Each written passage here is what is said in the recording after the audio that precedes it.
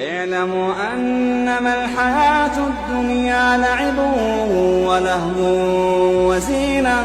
وزينة وتفاخر بينكم وتكاثر في الأموال والأولاد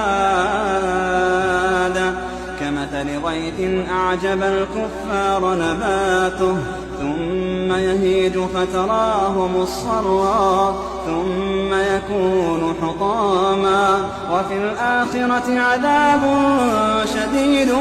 ومغفرة